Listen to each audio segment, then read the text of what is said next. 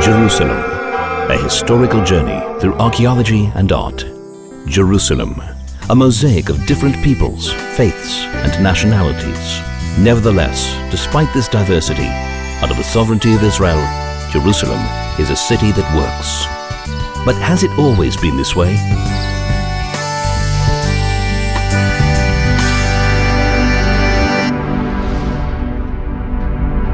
The first historical mention of Jerusalem is in the Bible, in the era of the patriarchs.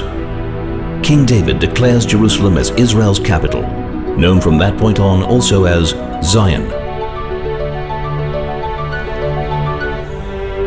His son King Solomon builds the first temple.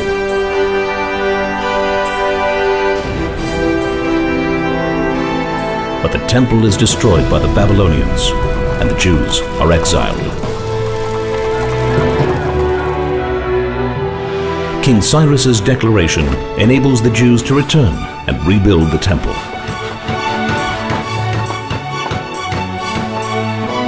Alexander the Great's conquests include Jerusalem. However, his successors desecrate the temple, which leads to the Maccabees' revolt against the Greeks' imposition of Hellenism. The Roman Empire seizes control, and King Herod renovates the temple. A large-scale revolt against a corrupt and vicious Roman reign fails.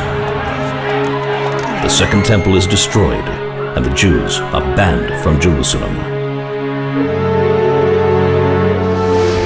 60 years pass, and Bar Kokhba leads another revolt for the freedom of Jerusalem. But it fails after 3 years of battle. Jews are banned from the city, renamed by the Romans Aelia Capitolina in order to eradicate its Jewish heritage. Roman Emperor Constantine converts to Christianity and reinforces the ban on Jews entering Jerusalem. A new religion, Islam, sweeps through the Middle East.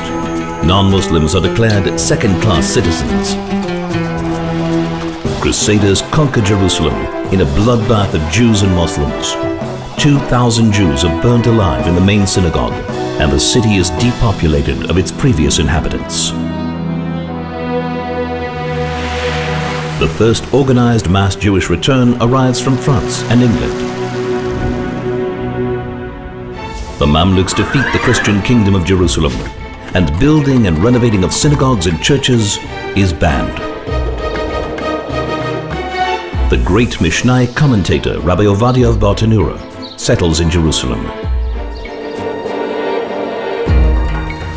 The Ottoman Empire takes over, imposing restrictions on Jews and Christians, and Sultan Suleiman rebuilds the walls.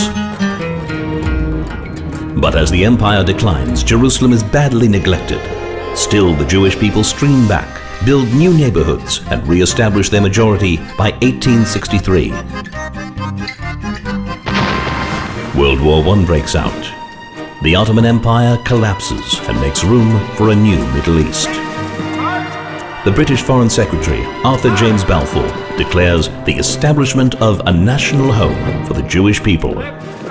Britain receives a mandate to create a Jewish homeland, but forbids Jews from blowing the shofar or reading holy scrolls at the Western Wall.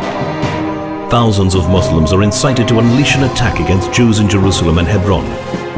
86 Jews are brutally murdered, hundreds are wounded.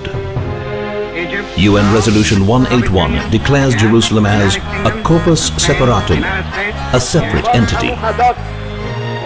A Jewish state is declared as Jerusalem is put under siege, conquered, and divided. 58 synagogues are destroyed or desecrated. Harsh limitations are imposed on Jews and Christians for 19 years. The Six-Day War. Jerusalem is reunited and freedom and equality are restored.